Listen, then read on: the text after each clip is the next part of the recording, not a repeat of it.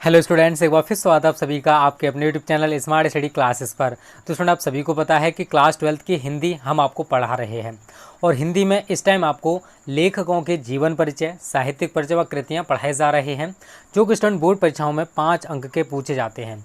3 लेखक के जीवन परिचय आपको दे रखे होते हैं, जिनमें से आपको केवल एक का करना होता है और उसके लिए स्टूडेंट आपको 5 अंक दे रखे होते हैं। तो आज स्टूडेंट बहुत ज़्यादा इंपॉर्टेंट जो लेखक हैं उनका जीवन परिचय, साहित्यिक परिचय और कृति हम डिस्कस करने वाले हैं, जिनका नाम है आचार्य हजारी प्रसाद द्विवेदी। तो आज की वीडियो को पूरा देखना, बिल्कुल भी स्किप मत करना, क्योंकि स्टूडेंट 5 अंक जैसे हम बता रहे हैं, अगर आप वैसे ही लिख कर आओगे तो 5 अंक पूरे के पूरे मिलेंगे, आपको एक भी नंबर नहीं काटा जाएगा। ठीक है, तो देखो मैंने आपसे बोला था कि अब जो क्वेश्चन बोर्ड में पूछा जाता है वो पूछा जाता है कि निम्न में से किसी एक लेखक के साहित्यिक परिचय व कृतियों का उल्लेख कीजिए।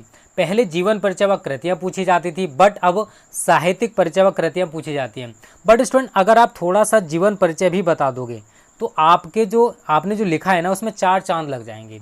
मतलब एग्जामिनर पर एक अलग ही इफेक्ट पड़ेगा, वो समझेगा कि बच्चा थोड़ा सा इंटेलिजेंट है। ओके स्टूडेंट, तो सबसे पहले हम थोड़ा सा इनका जीवन परिचय जान लेते हैं, इनके जीवन के बारे में। तो आचार्य हजारी प्रसाद द्विवेदी हिंदी के श्रेष्ठ निबंधकार थे, उपन्यासकार थे, आलोचक एवं भारतीय संस्कृति के एक महान लेखक थे। तो ये इनके बारे में थोड़ा सा इंट्रो हो गया। आगे बात करते हैं स्टूडेंट कि इनका जन्म कहाँ और कैसे हुआ था। तो सन 1907 ईस्वी में बलिया जिले के दुबे का छपरा नामक गाँव में इनका जन्म हुआ था। कहाँ पर? सन 1907 ईस्वी में बलिया जिले के दुबे का छपरा नामक गांव में इनका जन्म हुआ था। इनके पिता का नाम क्या था स्टूडेंट? अनमोल द्विवेदी, और माता का नाम था ज्योतिकली देवी। तो आपको सारी चीज़ें याद रखनी है। और इनकी जो डेथ हुई या मृत्यु हुई थी स्टूडेंट, वो हुई थी 19 मई सन 1979 ईस्वी में। ठीक है, आगे लिखते हैं स्टूडेंट, आगे बात करते हैं। तो सन 1949 ईस्वी में इन्हें डिलीट तथा सन 1957 ईस्वी में भारत सरकार ने इन्हें पद्म भूषण की उपाधि से भी सम्मानित किया था। तो ये स्टूडेंट इनके जीवन परिचय से संबंधित कुछ घटनाएं हो गई।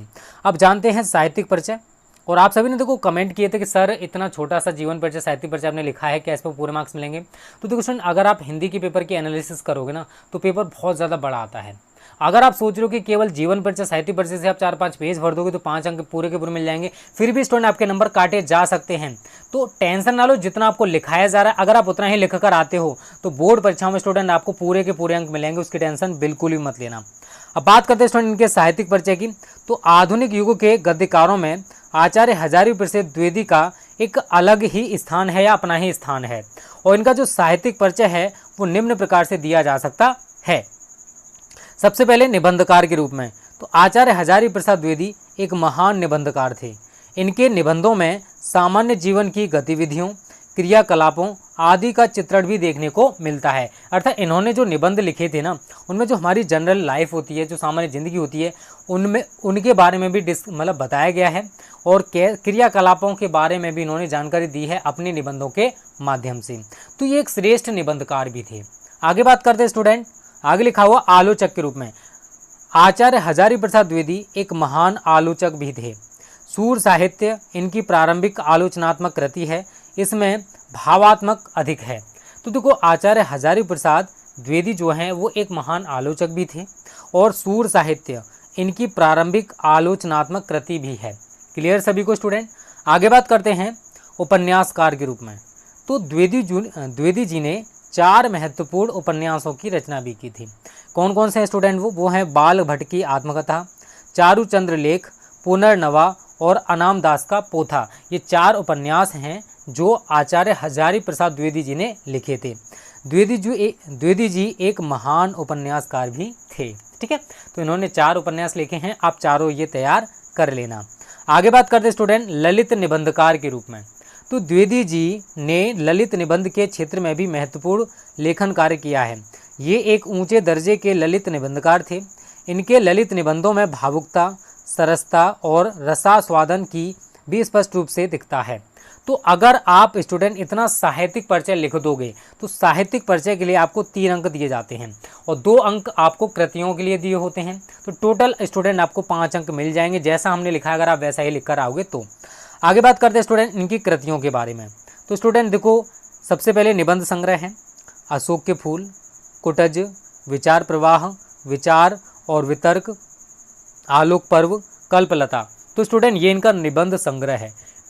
इन्होंने ये निबंध लिखे हैं।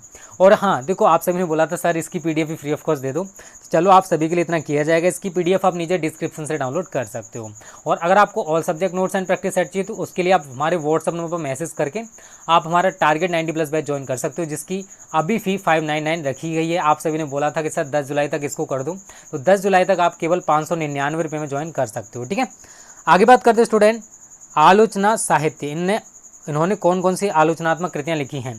तो सूर साहित्य, कालिदास की लालित्य योजना, कबीर, साहित्य सहचर, साहित्य का मर्म, ये इनकी आलोचनात्मक कृतियाँ हैं। इतिहास की बात करें स्टूडेंट तो हिंदी साहित्य की भूमिका, हिंदी साहित्य का आदिकाल, हिंदी साहित्य, ये स्टूडेंट इनके इतिहास हैं। ठीक है, उपन्यास आप सभी को 4 बता चुका हूँ, बाण भट्ट की आत्मकथा, चारुचंद्र लेख, पुनर्नवा, अनाम दास का पोथा और संपादन। इन्होंने संपादन भी किया था। कौन कौन सा?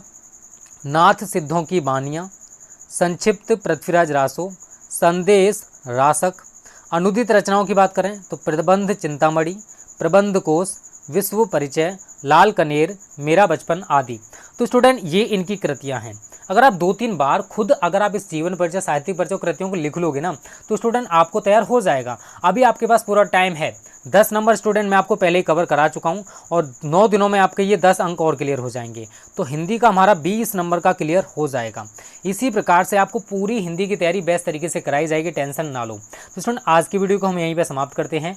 उम्मीद करता हूँ ये वीडियो आपको अच्छी लगी होगी। अच्छी लगी तो प्लीज़ वीडियो को लाइक और शेयर जरूर कर देना। और हाँ, अगर आपको नोट्स चाहिए तो आप हमारा टारगेट 90+ बैच ज्वाइन कर सकते हो। स्टूडेंट्स थैंक यू, जय हिंद, जय भारत।